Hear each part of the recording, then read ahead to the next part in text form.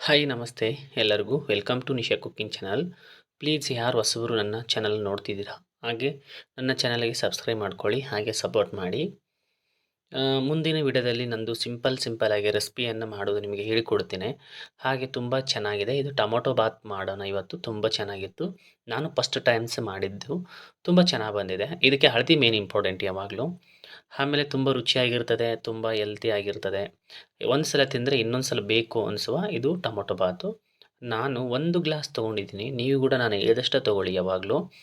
1 glass rice ತೊಗೊಂಡಿದ್ದೀನಿ, ಅಕ್ಕಿ ತೊಗೊಂಡಿದ್ದೀನಿ. ಇದು ಸೋನಾ ಮಸೂರಿ ರೈಸು. ಇದು ತೊಗೊಂಡಾದ್ಮೇಲೆ ಒಂದು ಬಾಯಿಲ್ಗೆ ಹಾಕ್ಕೊಂಡು ಒಂದು 2 ಅಥವಾ 3 ಸಲ ನೀಟಾಗಿ ನೀರಲ್ಲಿ ವಾಶ್ ಮಾಡಿ. ಕೈಯಲ್ಲಿ ನೀರು ವಾಶ್ ಮಾಡಿ ಒಂದು 2 ಅಥವಾ 3 ಸಲ ವಾಶ್ ಮಾಡಿ ಒಂದು 20 ನಿಮಿಷ ನೆನೆಗೆ ಬಿಟ್ಬಿಡಿ. ನೋಡಿ ನಾನು ಒಂದು ಸ್ವಲ್ಪ ಜವರಿ ಬೆಳ್ಳುಳ್ಳಿ ತೊಗೊಂಡಿದ್ದೀನಿ, ಹಾಗೆ ಹಸಿ ಶುಂಠಿ ತೊಗೊಂಡಿದ್ದೀನಿ, ಒಂದು 3 ಅಥವಾ 4 ಟೊಮೊಟೊ ತೊಗೊಂಡಿದ್ದೀನಿ. ತೊಗೊಂಡಾದ್ಮೇಲೆ ಇದನ್ನು ಮಿಕ್ಸಿಗೆ ಹಾಕ್ಕೋಬೇಕು.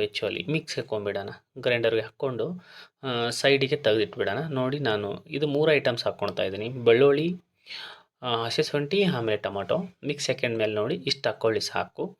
ಇದನ್ನೇನು ಮಾಡೋಣ, ಈಗ ಸೈಡ್ ಇಟ್ಕೊಂಡ್ಬಿಡೋಣ. ಮಿಕ್ಸಿ ಹಾಕ್ಕೊಂಡಿದ್ದು ತುಂಬ ಚೆನ್ನಾಗಿರ್ತದೆ, ತುಂಬ ಒಳ್ಳೆಯ ರೆಸಿಪಿ ಅಂತಲೇ ಹೇಳ್ಬೋದು. ಒಂದು ಸಲ ಉಂಡ್ರೆ ಇನ್ನೊಂದು ಸಲ ತಿನ್ನಬೇಕು ಅನಿಸುತ್ತೆ, ಅಷ್ಟು ತುಂಬ ರುಚಿಯಾಗಿ ಬರ್ತದೆ. ಬನ್ನಿ ಈ ಕಡೆ ಆಮೇಲೆ ಒಗ್ಗರಣೆ ಹಾಕ್ಕೊಳ್ಳೋಣ. ಇದಕ್ಕೆ ನಾನು 1 ಸ್ಪೂನು ಸನ್ಫ್ಲವರ್ ಆಯಿಲ್ ಹಾಕ್ತಾಯಿದ್ದೀನಿ. 1 ಅಥವಾ 2 ಸ್ಪೂನ್ ಹಾಕ್ಕೊಳ್ಳಿ. ಸನ್ಫ್ಲವರ್ ಆಯಿಲ್ ತುಂಬ ಚೆನ್ನಾಗಿ ಬರ್ತದೆ, ಸನ್ಫ್ಲವರ್ ಆಯಿಲ್ ಯೂಸ್ ಮಾಡಿ ಆದಷ್ಟು ಗೈಸ್.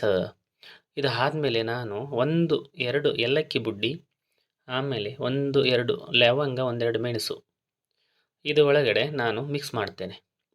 ನೋಡಿ ಇಲ್ಲಿ 1-2 ಏಲಕ್ಕಿ, 1-2 ಲವಂಗ, 1-2 ಮೆಣಸು. ಆ್ಯಕ್ಚುಲಿ ಇದು ಅದು ಪಲಾವ್ ಮಾಡುತ್ತಾರಲ್ಲ ಎಲೆ, ಅದು ಇರಬೇಕಾಯ್ತು, ಇಂದು ತುಂಬ ಚೆನ್ನಾಗಿರ್ತದೆ. ಬಟ್ ಅದು ಇಲ್ಲ, ಸ್ಕಿಪ್ ಮಾಡಿದ್ದೀನಿ ನಾನು. ಬೇಕಾದ್ರೆ ನೀವು ಅದನ್ನು ಹಾಕ್ಕೊಳ್ಳಿ. ಆಮೇಲೆ ಇದಕ್ಕೆ ನಾನು 1 ಈರುಳ್ಳಿ ಹೆಚ್ಕೊಂಡಿದ್ದೀನಿ, ಉದ್ದವಾಗಿ 1 ಈರುಳ್ಳಿ ಹೆಚ್ಕೊಂಡಿದ್ದೀನಿ. ಇದನ್ನೇನು ಮಾಡ್ತೇನೆ ಅಂದರೆ ನಾನು ಫ್ರೈ ಮಾಡ್ತೇನೆ. ಆ ಕಡೆ ಈ ಕಡೆ ಸ್ವಲ್ಪ ರೊಟೇಟ್ ಮಾಡ್ತಾ ಸ್ವಲ್ಪ ಬ್ರೌನ್ ಕಲರ್ ಆಗೋವರೆಗೆ ಫ್ರೈ ಮಾಡ್ಬೇಕು ಯಾವಾಗಲೂ. ಈರುಳ್ಳಿ ಆಯಿತು, ಮೆಣಸಿನಕಾಯಿ ಆಯಿತು, ಅದು ಫ್ರೈ ತುಂಬ ಚೆನ್ನಾಗಿರಬೇಕು. ಹಾಗಾದರೆ ಅಡುಗೆ ಕೂಡ ತುಂಬ ಚೆನ್ನಾಗಾಗುತ್ತೆ. ಇದಕ್ಕೆ 2 ಅಥವಾ 3 ಗ್ರೀನ್ ಚಿಲ್ಲಿ ನಾನು ಉದ್ದಕ್ಕೆ ಕಟ್ ಮಾಡಿ ಹೆಚ್ಕೊಂಡಿದ್ದೀನಿ.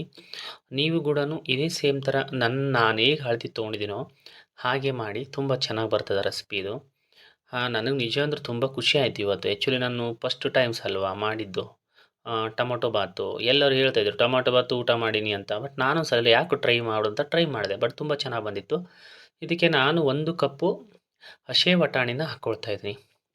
ಹಸಿ ಬಟಾಣಿ ಹಾಕ್ಕೊಂಡ್ರೆ ತಿನ್ನಬೇಕಾದತ್ನಾಗೆ ತುಂಬ ನಾಲಿಗೆಗೆ ರುಚಿ ಕೊಡ್ತದೆ. ಹಾಗಾಗಿ ನಾನು 1 ಕಪ್ಪು ಹಸಿ ಬಟಾಣಿ ಹಾಕ್ಕೊಂಡಿದ್ದೀನಿ. ನೀವು ಹಾಕ್ಕೊಳ್ಳಿ ಹಸಿ ಬಟಾಣಿನ, ತುಂಬ ಚೆನ್ನಾಗಿರ್ತದೆ. ಇದನ್ನೇನು ಮಾಡಬೇಕಂದ್ರೆ ಒಂದು ಸ್ವಲ್ಪ ಬ್ರೌನ್ ಕಲರ್ ಆಗೋವರೆಗೆ ಫ್ರೈ ಮಾಡಬೇಕು ಯಾವಾಗಲೂ. ಆಮೇಲೆ ನಾನು ಆಲ್ರೆಡಿ ಮಿಕ್ಸಿಗೆ ಹಾಕ್ಕೊಂಡಿದ್ನಲ್ವ, ಆ ಮಿಕ್ಸಿ ಹಾಕ್ಕೊಂಡಿದ್ದಕ್ಕಂಥ ಟೊಮೊಟೊ ಇದಕ್ಕೆ ನಾನು ಮಿಕ್ಸ್ ಮಾಡ್ತಾಯಿದ್ದೀನಿ.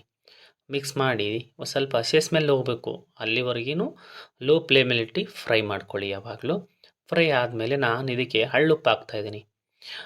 ಸಣ್ಣ ಉಪ್ಪು ಹಾಕಿದರೆ ಅಷ್ಟೊಂದು ಚೆನ್ನಾಗಿ ಅನಿಸಲ್ಲ, ಹಾಗಾಗಿ ನಾನು ರುಚಿ ತಕ್ಕಂತೆ ಹಳ್ಳುಪ್ಪು ಹಾಕ್ಕೊಳ್ತಾ ಇದ್ದೀನಿ. ಹಳ್ಳುಪ್ಪು ಹಾಕ್ಕೊಂಡಾದಮೇಲೆ 1 ಸ್ಪೂನು ಅಥವಾ 1.5 ಸ್ಪೂನ್ ನಾನು ಚಿಲ್ಲಿ ಪೌಡರ್ ಹಾಕ್ಕೊಳ್ತಾ ಇದ್ದೀನಿ.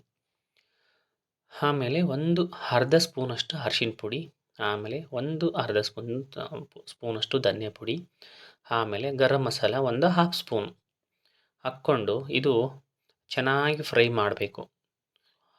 ಇದರ ಎಣ್ಣೆಲ್ಲ ಬಿಡಬೇಕು, ಫ್ರೈ ಆಗಿ ಎಣ್ಣೆಲ್ಲ ಬಿಡಬೇಕು. ಹಾಗಾದರೆ ಇದು ತುಂಬ ಚೆನ್ನಾಗಿ ಬರ್ತದೆ.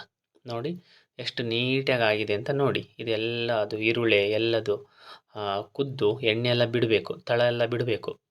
ಆಮೇಲೆ ಬಿಟ್ಟಾದ್ಮೇಲೆ ನಾವೇನು ಮಾಡಬೇಕಂದ್ರೆ ಇದಕ್ಕೆ ನಾವು 1 ಗ್ಲಾಸು ಏನು ಹಾಕ್ಕೊಂಡಿದ್ವಿ, ನೋಡಿ ಈಗ ಮತ್ತೆ ನಾನು ಸ್ವಲ್ಪ ಪುದೀನ ಹಾಕ್ಕೊಳ್ತಾ ಇದ್ದೀನಿ.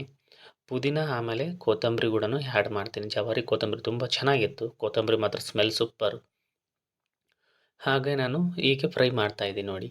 ಆ ಕಡೆ ಈ ಕಡೆ ಸ್ವಲ್ಪ ಬಾಯ್ಲ್ ಆಗಲಿ, ಕುದಿಬೇಕು. ಕುದ್ದಾದ್ಮೇಲೆ ಇದಕ್ಕೆ ನಾವು ಏನು ಮಾಡೋಣ ಅಂದರೆ, ನಾವು ಆಲ್ರೆಡಿ 1 ಗ್ಲಾಸ್ ಅಕ್ಕಿ ತೊಗೊಂಡಿದ್ವಿ.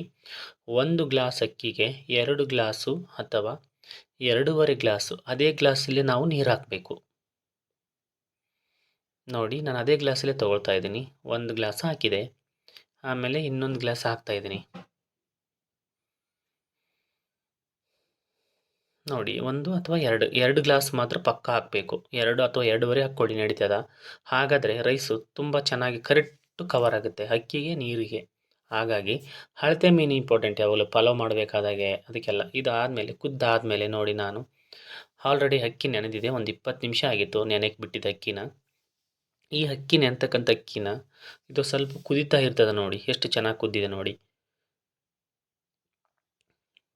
ಆವಾಗ ನಾವು ಏನು ಮಾಡೋಣ ಅಂದರೆ ಆಲ್ರೆಡಿ ಅಕ್ಕಿ ನೆನಿಟ್ಟಿದೆಯಲ್ವ, ಆ ಅಕ್ಕಿನ ಇದಕ್ಕೆ ಮಿಕ್ಸ್ ಮಾಡಬೇಕು.